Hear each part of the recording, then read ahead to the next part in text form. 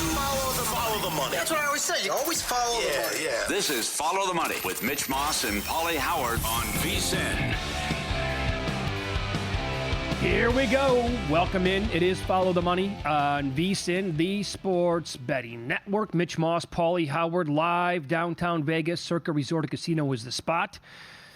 Very fun 3-hour program lined up today. 2 NFL guests, including Mia O'Brien on Jacksonville and their expectations this year coming up in 30 minutes. Ira Kaufman on the Buccaneers later on in the program.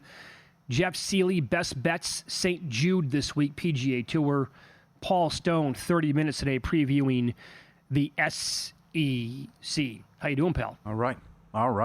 Ton of line movement here. Oh, this is absolutely bonkers. We're ready to go. We got 3 games in 2 days, and who's in, who's out, who's sitting, NFL preseason, here we come, injuries. I know. So I like this short term. I like this, I think, maybe now long term a little bit here for the Bengals as well, as their head coach, Zach Taylor, told reporters that quarterback Joe Burrow and other big-name players will play several series on Thursday night and more in Game 2 against the Commanders.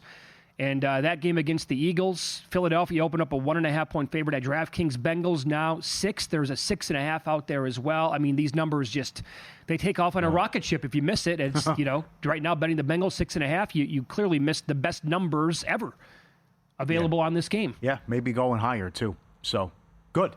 He should be doing this after how bad it's been with the slow starts every year. Well, I mean, finally, like, the writing was on the wall here, right? I'm sure that maybe this guy was actually hearing some hot seat stuff, too. Like, if you don't get the job done this year with this offense, and how many, like, they've spent so much money here on the quarterback, on the wide receiver position, like, bro, you're going to be looking for a new job at the end of the season. So you need to approach it a little bit differently. And that's what they said. Look, I mean, we have to have our eyes on starting fast this year. And why would Philly care? Just get out of there, stay healthy, you win the Super Bowl, get ready for Dallas, right? Of course. So a big move there. And a good job by Pete Carroll. Going to Seattle Thursday, they're playing the starters. Seattle was a 1.5-point favorite. Raiders up to 4.5 in several spots. Well, how that escalated quickly here. We were on the air yesterday saying, Raiders are now 2. If you missed it, what I would do is play the money line here on the Raiders. Now 4.5 out there as well. So Mike McDonald announced, we had this, we talked about it a little bit yesterday. Yeah. They're going to take the game seriously, but the starters are not going to give it a go. Meanwhile, there's been a good quarterback camp here in Las Vegas between Geno and also Aiden O'Connell, and Pete Carroll wants to get off, his new landing spot here in Las Vegas on the right foot. They have a very difficult schedule, and I think they want to approach a season like we got to come out of the gate swinging. Like, that's a winnable game that they have in Week 1 against New England. Right. He was also very good. It got a little some losses at the end, but it was very good ATS in Seattle in the preseason. Yeah, that's right. So you have that angle too. To me, the perfect storm's the first game. Baltimore opened 1. Colts now up to 5.5. It's better than Cincinnati, I think, because you get 2 quarterbacks going deep in the game because you have the competition with Richardson and Danny Dimes. So still you have Brownie behind Burrow too, which is good. But the other thing is Baltimore, this is not, remember when they won 24 straight preseason games, that was a good quarterback room. Sure. And depth chart. Not so much this year. I mean, Leary might be playing a majority of the game. So Colts up to 5.5. I see that. I could see it continue going up as well, yes. To your point, right, that's the perfect recipe here, right? Yeah. You want a quarterback battle with 2 guys, by the way, running quarterbacks. Now, how much are the coaches going to allow them to actually run in the preseason? We'll see. Probably not a ton, obviously, but they want to be the starting quarterback here. Danny Jones has had plenty of reps in this league, and Shane Steichen is an offensive-minded coach. So that's kind of what you want, and hence the big line move in that spot. And, on the Bengals here for a second, too, what if they're good in the preseason? And I'm asking that because they're playing the Browns in Cleveland Week 1 of the regular season. Yeah. Like, if they come out there and look sharp and like, okay, all the comments are positive, like, we can't screw around this year, we got to get off. Remember, this is the team that, and we have the debut tonight of the quest for $14.2 million right here on VSiN at 9 o'clock Eastern Time and 6 o'clock Pacific. They absolutely scorched bettors last year. Week 1, Week 3, buried as big favorites. If they come out and look terrific here in August, I wouldn't be surprised if people go back to the well on that team again this year. Week 1 playing in Cleveland. Their quarterback room's a total mess. What are they doing? It's a gong show. Now you sign Huntley. You got 5 quarterbacks. You're shuffling guys in and out. Hey, it's your turn. You go in there and take some snaps. All right, you get some reps. It's unbelievable what they're doing. I know. Doesn't make any sense. I still think more people will use Arizona at New Orleans, even if Cincinnati looks good and it's a hot dog stand in Cleveland. Yeah. I still think more people will use Arizona. You might be onto something there, because I do think people are going to try to avoid the most popular games this year and spread it out a little bit. And the two most popular, throughout the entire summer after they announce a schedule would be, I think, the Commanders at home against the Giants, and the other one is certainly Denver at home to Tennessee. Yeah. And so maybe people just don't want to be a part of those, and they're looking for a spot like Arizona, or maybe something like Cincinnati. By the way, the depth chart for Cleveland at quarterback: Flacco, Pickett, Gabriel, Sanders. I'm assuming Huntley's going to be number 5, but he'll get playing time in the exhibition season anyway. Field says he wants to play every preseason game. Passing attack's been awful. So we talked to our guy Jet Whispers about how bad it's been in camp. At Detroit Friday, open 1 up to 4.5.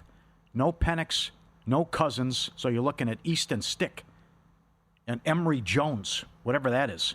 So Detroit looked terrible in the Hall of Fame game, and quarterback battle for the backup behind Goff. That's up to 4.5. Carolina's playing the starters. There's your Cleveland mess, 2 up to 4.5. And I think this is interesting, worth noting, that New England is 3 at home against Washington. Vrabel, in his first year at Tennessee, went 0-4 ATS in the preseason. Yeah, that's right. Some other line moves here. Minnesota opened up 1.5 against Houston. They're now laying 3.5 at various sports books. The Buccaneers opened up a 0.5 point favorite against Tennessee. Titans now 3. I think that would make some sense as well, as Callahan's going to want to actually get out of the gates here on a good note. And the 49ers opened up 1.5 against Denver. Broncos are up to 6. How about that? Total. Yeah. The favorite completely flipped, and now it's moved 7.5 points. Yeah. Cluster injuries with the Niners, and it's Shanahan. We don't care. I think it's a lot of anti-San Francisco with that, more so than jump on Denver. Yeah. Well, by the way, why has that been a thing in San Francisco like 3 out of the last 4 years? Where guys just get hurt all the time. I don't know. Star players left and right, cluster injuries. Yeah, right. But back up a second with Minnesota. McCarthy's going to play, and I kind of like their quarterback room. That's not bad for a preseason. McCarthy, Howell, and Rippon to start for the Vikings. That's solid. With KOC in there. Yes, right. But that's the proper approach. Like, McCarthy has to get playing time in the preseason. And, I'm not going to go completely bonkers over this, but I did bet them over 8.5 wins before the win total moved. He's looked pretty sharp in preseason. Again, I'm not going to tell you to go out and bet him various ways, comeback player or MVP or anything silly like that. But I'm excited for the guy. I can't wait to watch him. He's maybe the biggest wild card in the entire league this year to me. And I think overall that team is excellent. I know it's a top 5 most difficult schedule, but the coaching staff, I've just, sung my praises for them over the last, year and a half in Minnesota. Some injuries here to look at. So fantasylife.com. That is Matthew Berry's landing spot. And I subscribe to the newsletter. They do a great job. You can get the Guillotine Leagues as well on there. Paul Charchian merged over with them. They wrote a level of concern with different injuries at camp. They put a 5.9 on Cam Scatterbo. A 5.9 out of 10. The setback over the weekend with the leg injury. Dable has been coy with the exact injury. Sounds like a hammy. But this is concerning for a rookie in a legit 50-50 camp battle with Tyrone Tracy. Yep. And they point out here with 5 different injuries, like rookies missing time, far more concerning when it comes to vets. The example here would be Matthew Stafford. I made it a 6.4 level of concern on the show yesterday because of his back. Fantasy Life put a 2.4 on it. Come on. And they said the reason why is because he is a vet. He's been around for a long time. Doesn't need much of a tune-up for the start of the season, and still has 4+ weeks to get healthy. They wrote, not concerned yet, but will be in a couple of weeks if there's no progress. And I'm concerned there might not be progress. He's not throwing. He's seen the back doctor twice. Yeah. He hasn't been hit. I mean, what happens when you get hit and you put the pads on, all right? I hope they're right and we're wrong. Okay. And the Scatterbo's, that's concerning too. Horrible timing because he's been killing it in camp, as we talked about last week, and we bet him 75-1, Offensive Rookie of the Year. They also have a 4.6 out of 10 level of concern with Khalil Shakir. Again, the team's calling it week to week. It's a high ankle sprain. You never want to hear that. And I could see some Buffalo. I'm surprised, because Buffalo's got the battle for the backup spot behind Allen. So I'm surprised. I guess there's a pretty good quarterback room with the Giants. That was a 4-point move too on Saturday. Okay, yeah. You go Wilson, Winston, and then Dart too. But What is your instant reaction when you hear whatever team is going to be on Hard Knocks? Don't want to be involved? yeah, negativity. There has been like Be a bad season. that stigma over that show and the team participating over the years. Yeah, that is fair. But also, a lot of people have tuned out. Used to be the thing and very popular. All right, it happened today. It's awesome. 186 pages. College football guide dropped. Everyone's top 10 picks to win each conference. Previews of every team.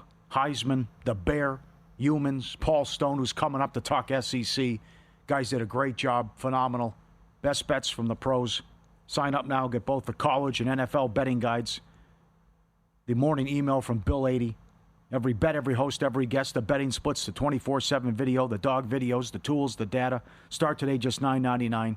The prop analyzer for football right around the corner. Get a full year, save 50% off with a VSiN Pro annual subscription. VSiN.com/subscribe. Go get it. Join now. The guide's awesome. 186 pages. I think one of the reasons why I'm super pumped for the entire year to play out is because of the several people here on the network giving out their conference picks, playoff teams, and then a national title game, basically winner and then runner-up. It is all over the map. This is not 3 or 4 years ago where everybody would have picked like Alabama or Clemson. Yeah. So that's really good, I think, for the sport. MLB standings, futures, a couple of games on today's card coming up next. I'm not so sure why this team is favored over anybody with their recent form and this pitcher taking the mound. Details coming up.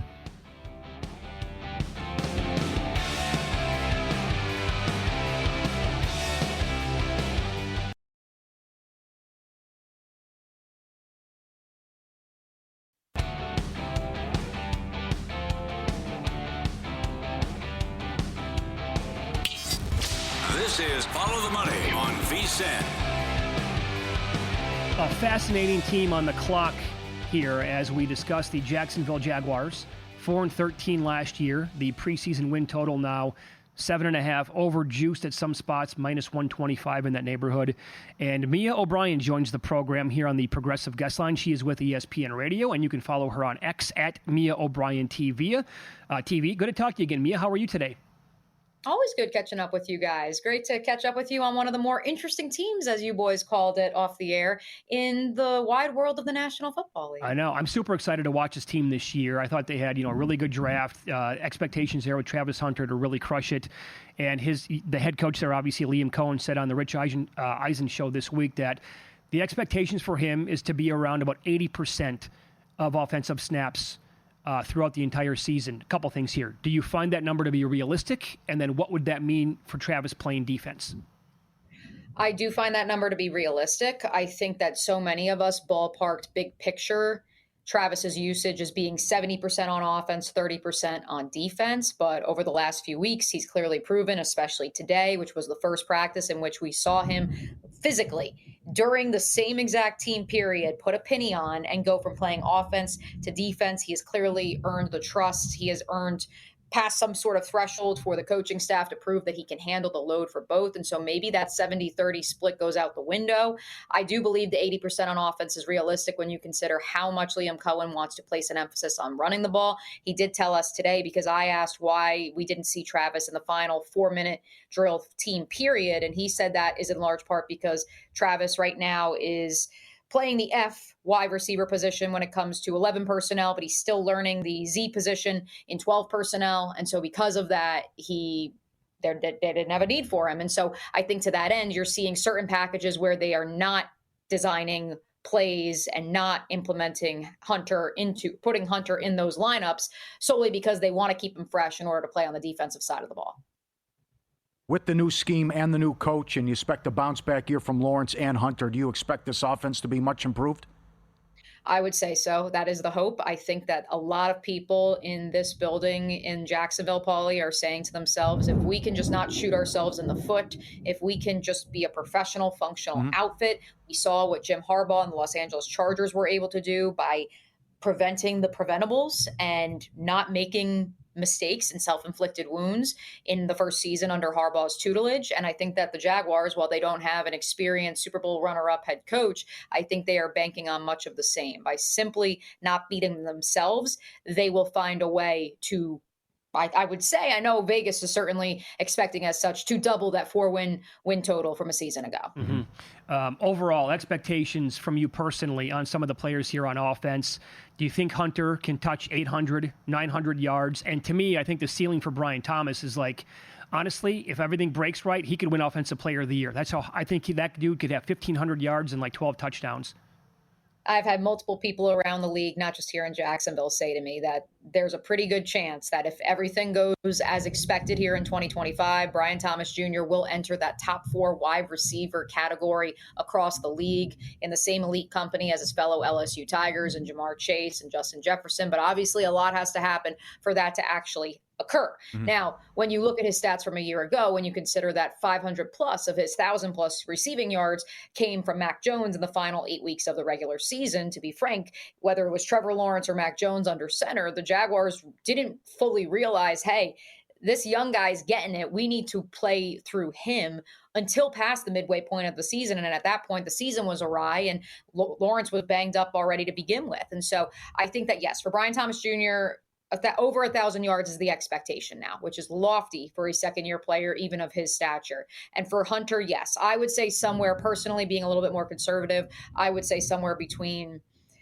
650 to 850, but he hasn't done anything to sway that 800 receiving yard number that you guys threw out there. Every day I come home and my fiance says to me, he's like, what did Travis do today? And every day I have something outlandish that Travis Hunter did either on offense or defense. I keep saying it to all of my ESPN radio co-hosts. I'm like, aren't you guys bored? And they're like, no, every day we want to hear whoever I'm paired with that day. They want to hear about Travis Hunter and what his exploits were on the football field that day. Very good.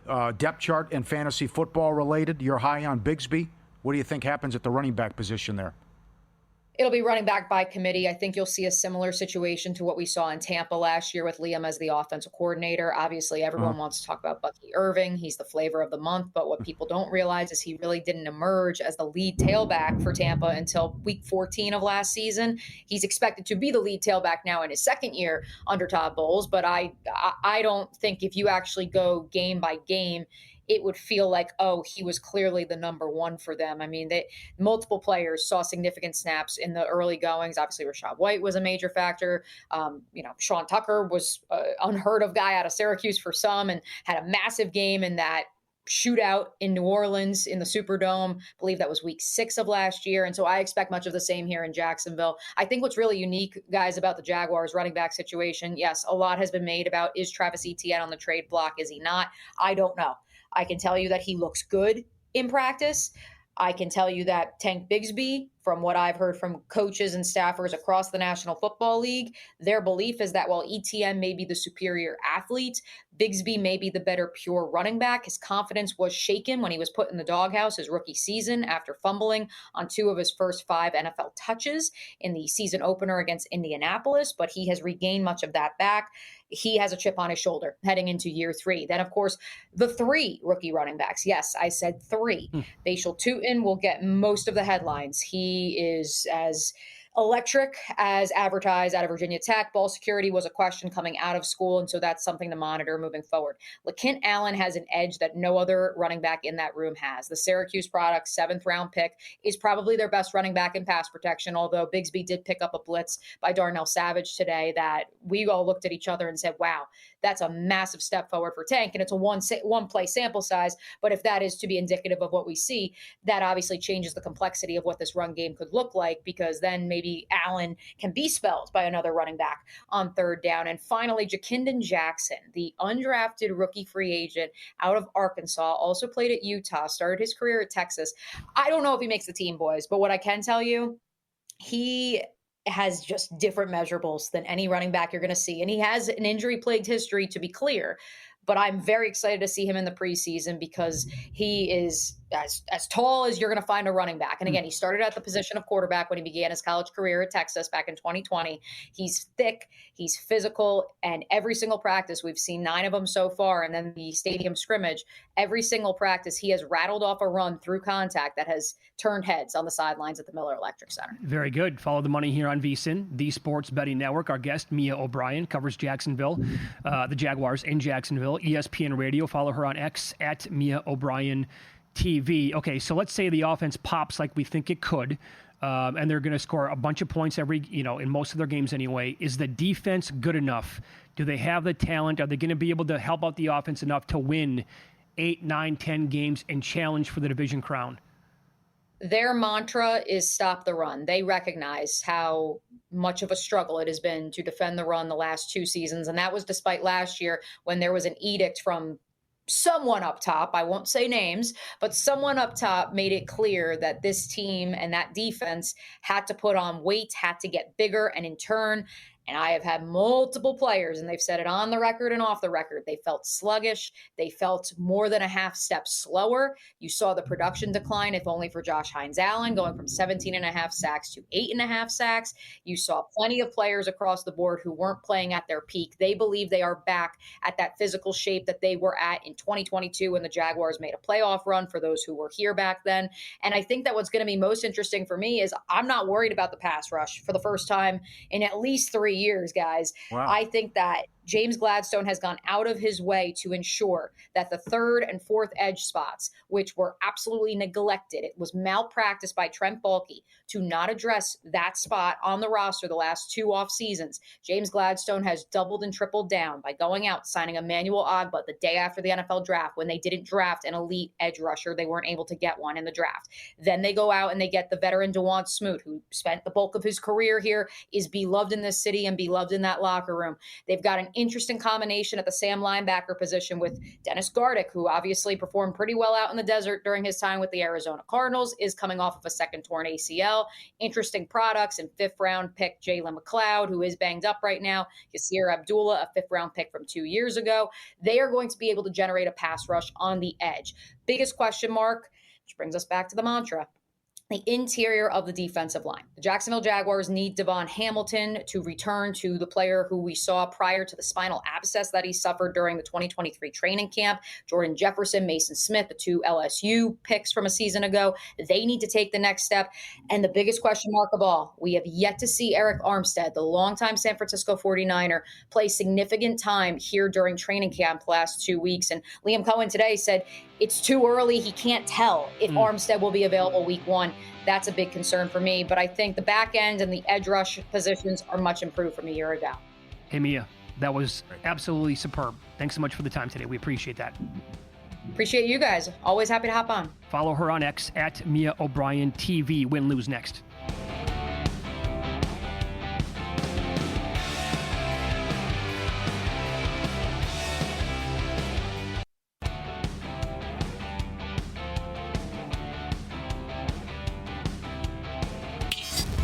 This is Follow the Money on VSiN.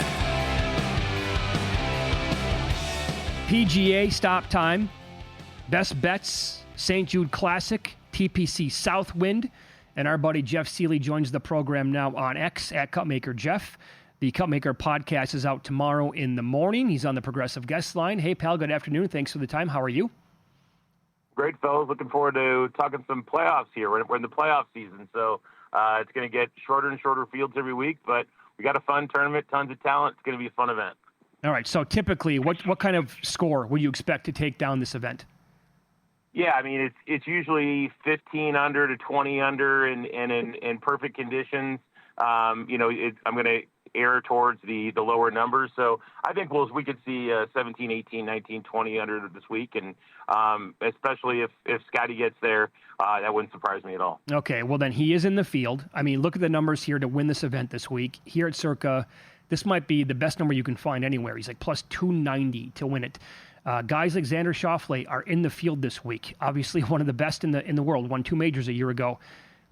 What is the true separation between Scotty and every other golfer this week, in your opinion, or based on your numbers, I guess? So, Mitch, every week when I run a couple different models, and then I build kind of my power rankings around these models, and I try to come up with what I think is a fair price for at least the top 30 or 40 guys. And so as I did this week, it's been a long time since I've seen this big of a gap. And the number one was Scotty by such a wide margin that number two that I had was Patrick Cantlay, and he was 30-1. There's nobody that I would take at this field that I think is worth under 30-1. It's that wide of a margin, even with Xander. I just think Scotty is so far and away statistically like the best. I mean, it'll be a major upset if he doesn't win this week. Let's put it that way. So the way I'm looking at this guy is the only way I'm betting this is in the winner without markets. And I think the few points you're giving up are well worth it because I definitely expect Scotty to win this week. Yeah. So what did you find then? What's the comparison here between Cantlay to win it outright then, as you talked about there, and then the winner without market, which is the one that you want to bet him in? So he was I think 32-1 on DraftKings, 33-1, and he's 28-1 in the winner without. Right. I'm willing to give up 5 points for a guy who is in my opinion, the second best bet in the field. I'm willing to give up 5 points on that because I think Scotty's going to win. So it's a really, really clear, easy decision for me, and I'm starting with him. So really, with Cantlay, I mean, he was runner-up here in 2023, and I think a 28-1 winner without has an attractive price.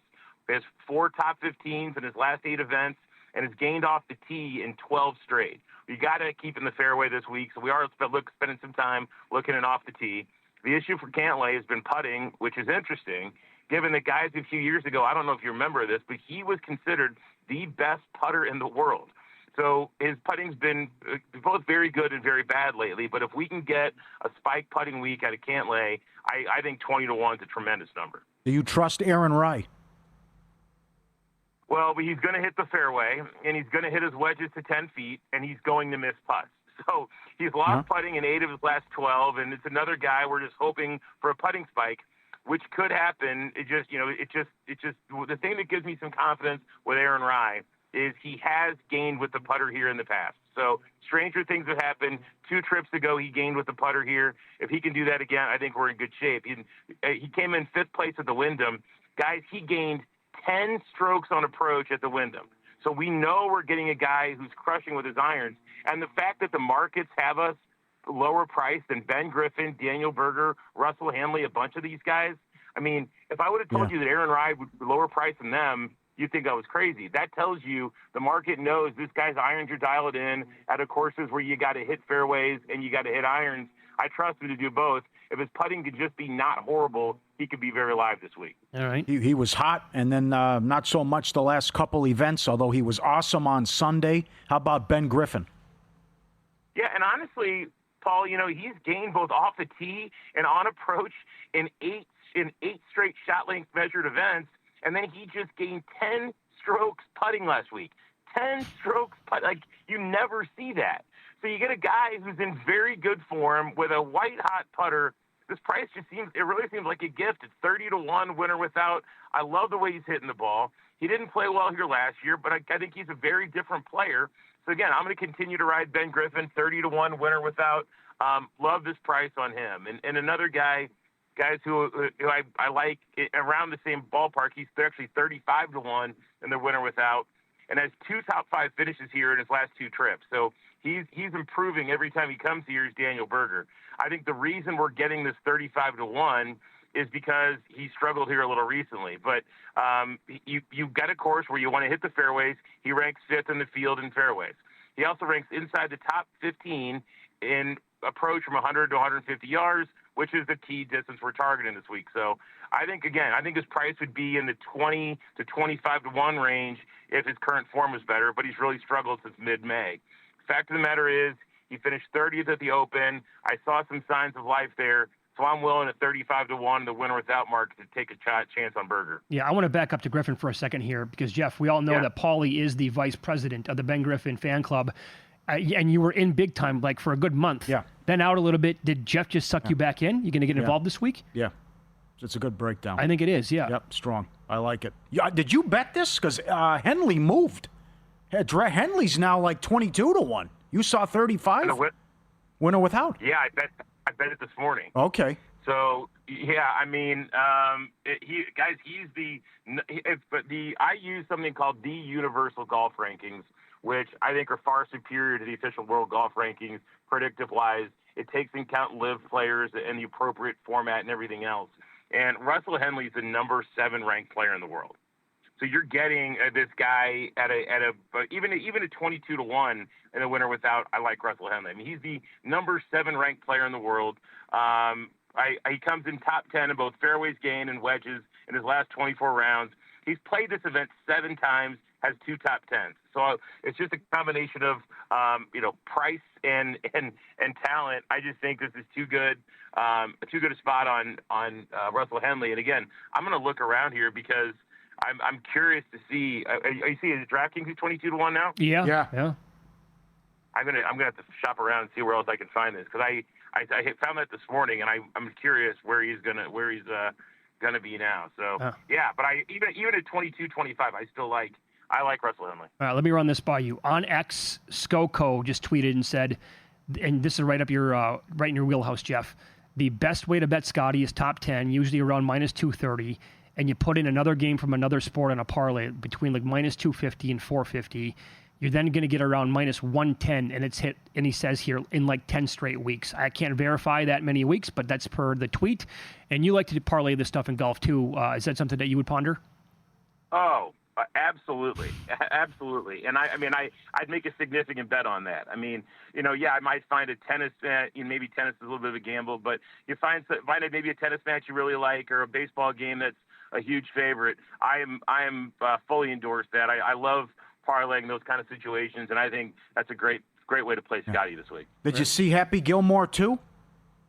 I have. It was entertaining, and the ending was a little bit of a whatever. But what I learned, it was an homage to Chris Farley and Tommy Boy at the end. I thought that was kind of cool. It changed my opinion on the ending a little bit. But, all right. Yeah, I mean, I thought it was good, and I thought the PGA players were entertaining. I did think it was ironic though that Koepka and Bryson and those guys were like kind of battling against the other league, which was kind of funny. But yeah, overall I thought it was entertaining. Yeah. What do you think of Stick on Apple TV? Did you check that out yet?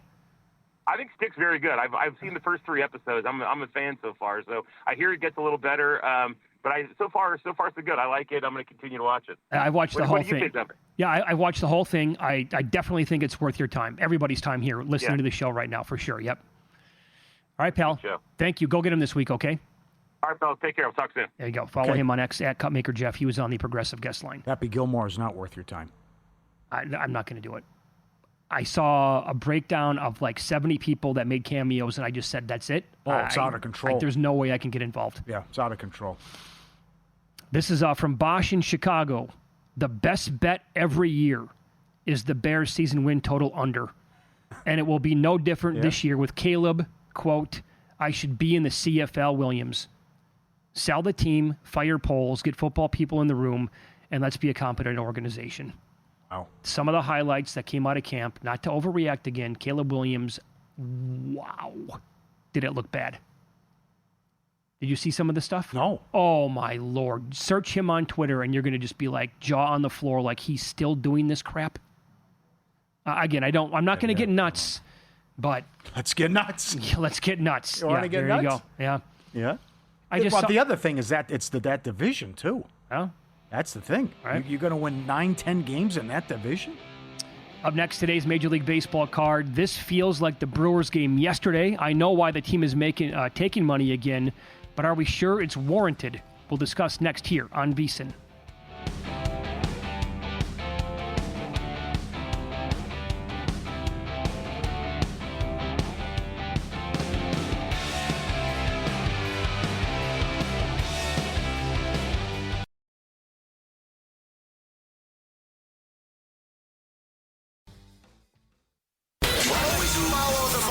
That's what I always say. You always follow the money. Yeah. This is Follow the Money with Mitch Moss and Paulie Howard on VSiN. Big hour on tap. Glad you're on board. Bottom of the hour. Ira Kaufman covers the Buccaneers in Tampa Bay, has for a long time. We'll talk about that team with him. maybe get a bet or two from him on the season for the Buccaneers. Here, we begin talking a lot of college football, specifically previewing the SEC as professional sports bettor Paul Stone joins the program now. He is on the Progressive Guest Line. You can follow him on X. He is at Paul Stone Sports. Good afternoon, buddy. How are you today? Oh, man, just glad to be with you guys. And again, college football, that clock is just ticking down. We're going to have games in another 2.5 weeks. So exciting. Still preparation to be done, but looking forward to it. Yep, same here. Okay, so let's begin with a win total. LSU set at 8.5 for that total. The juice is around minus 140 to the over, so some plus money on the under. Are you high on Brian Kelly's club this year? I'll tell you, I'm bullish on the LSU Tigers, Mitch. This is a veteran team. They've got a veteran quarterback in Garrett Nussmeier. I think he's still maybe the second choice in the Heisman Trophy betting markets. But one thing I really like about the Tigers is in the offseason, I know some people have kind of anointed Texas Tech as the portal champions of the offseason. But for my money, it's LSU. They went out and really shored up some deficiencies, especially on the defensive side of the ball. They added two big-time defensive ends, especially Patrick Payton, who comes over from Florida State, really good edge rusher, and then Jack Pyburn, who comes over from Florida, picked up some bodies in the secondary. I think their secondary will be a lot better. Last year they gave up a little over 24 points a game, 364 yards a game. I think both those numbers come down in the secondary. Picked up cornerback Mansour Delane, who comes over from Virginia Tech, a 3-time All-CC second-team selection there. And then A.J. Halsey, who was a all-conference first-team Big 12 selection at the University of Houston last year. So I like this LSU team. Certainly when we're talking about a regular season win total, the schedule is of paramount importance. And LSU does not have an easy schedule. It's a schedule rated by Phil Steele to be the nation's 6th toughest. And I certainly think that is a valid a ranking for that schedule. They start out, as we all know, as a 3.5, 4-point underdog at Clemson opening weekend, one of those games in that great opening slate of week 1 games on Saturday, August 30th. So they play at Clemson, play at Alabama, currently getting 5.5 at DraftKings, and then close the regular season pick'em game right now at Oklahoma, play Mississippi in a game that earlier they were getting 2.5 points. They're now favored by 2.5 there. So they have some losable games. But I like this LSU team. So I like them over 8.5 regular season wins. I think they win at least 9. And to the second part of it, picking LSU to make the 12-team college football playoff at plus 130. So I think it's really attractive to get plus money on the Bayou Bengals to make the playoffs. Of course, looking back at last year, the Big Ten had 4 teams in the 12-team playoff. The SEC only 3. I think that might be reversed this year. I think the SEC is going to get 4, with LSU certainly being one of those, and perhaps the Big Ten will only get 3. But many of the same points, I obviously made in my regular season win total recommendation. I just like this team. You've also on defense, I would be remiss if I didn't point out Harold Perkins Jr., guy who's kind of fought some injuries, especially last year. Hybrid guy. You can put him on the edge at defensive end. He can play linebacker. He can cover guys out of the backfield. If he's healthy, he's one of the better defensive players in all of college football. And then a name, I want people to think about this and put it back in their memory bank, and I'll be proven wrong if it doesn't turn out. But Kentucky's Berrien Brown. I think he's one of the most underrated transfers through the portal in the offseason. He's a wide receiver, but perhaps more importantly, the best kickoff returner in all of college football. And people don't even hardly return kicks anymore. The previous 3 seasons at Kentucky, he returned 5 kickoffs for touchdowns. Might he have a big kickoff return for LSU in a big game this season? I like LSU to make the playoff at plus 130. Excellent breakdown. Very good. Good thoughts there. Last year on the show, we went 4-0 previewing the SEC and made over 5 units as well. So you mentioned the big one, August 30th, LSU against Clemson. In the coaches poll, number 1 against number 2. It's Texas against Ohio State, August 30th. What do you think of Texas to win the SEC? Yeah, last year at this same time, I went with Georgia at plus 200 to win the SEC, kind of went with the chalk and going with the chalk again here at Texas plus 300. There at Circa, I believe, to win the SEC title. You know, I hear some media types, and I'm not saying it's like they're making some kind of crazy talk, but some people are saying Texas has, you know, some questions. And certainly every team in early August has some questions. That's a fair assessment, but I don't think they have as many questions as a lot of people think. The primary question they have is on offensive line. They're returning one returning starter. They're big-time offensive guard DJ Campbell, but they've got two guys who have started games. Last year, left tackle Trevor Gooseby, he started 2 games, if you'll recall, for injured Kelvin Banks. And then Cole Hudson, who'll be their starting center, he started a number of games too. So these guys are not playing for the first time. So they need to identify 2 offensive linemen. They need to get a few defensive tackles. You have got to have, you know, about 6 defensive tackles in today's college football because they spread you out. These guys cannot run play after play. They've got to get a breather, the big guys. So they have really bolstered that position through the portal. I think they're going to be okay there. A lot of talk about Arch Manning. He's obviously set the last 2 years preparing for this moment. But I tell you, I think Arch is well seasoned. He's well marinated. I think he's going to be one of the better quarterbacks in the nation. It's fair to ask, though, is he being overhyped a little bit? Perhaps. But I think he will be quite all right there. Looking at one preseason magazine, and I'm not saying I totally agree with this. I don't. But one preseason magazine that's pretty prominent, they rank the national position units. Defensively, the top defensive line, they've got Texas number 1. The top linebacking core, they've got Texas number 1. The top secondary, they've got Texas number 1. Oh, boy. So they're really high on the Longhorns. I don't know if they've got the best defense at all 3 levels, but I think they probably have the top defense in all of college football. Colin Simmons, true sophomore defensive end, might be the best player in all of college football this year. He is a freak from Duncanville, Texas. Linebacker Anthony Hill at the next level. You can move him all over the place. He'll be more of a hybrid this year for the Longhorns. He'll be a Thursday night pick come this April. Really good in the secondary again. So I like this Texas team. I like them at plus 300 to win the SEC title. I think they're going to get it done in year 2 as a member of that conference. All the money here on VSiN, the Sports Betting Network. Our guest, professional sports bettor Paul Stone. He is on X at Paul Stone Sports. He's on the Progressive Guest line. They play a game between the hedges in Georgia, November 15th. They're about a 2.5-point dog in that game. Is that a game of the year that you have circled? Is that a game of the year that you've already bet? Did you take the Longhorns plus the points? Yes, I did. I like Texas in this game. You know, last summer on this broadcast, I took Georgia over Texas in Austin. So I'm going to do an about face here, and I'll take the underdog Longhorns plus 2.5 going between the hedges in November, as you mentioned. You know, naturally, there's some concern backing the Longhorns here against a Georgia team that defeated the Longhorns twice last year. And quite frankly, they did it in convincing fashion. They dominated Texas at the line of scrimmage.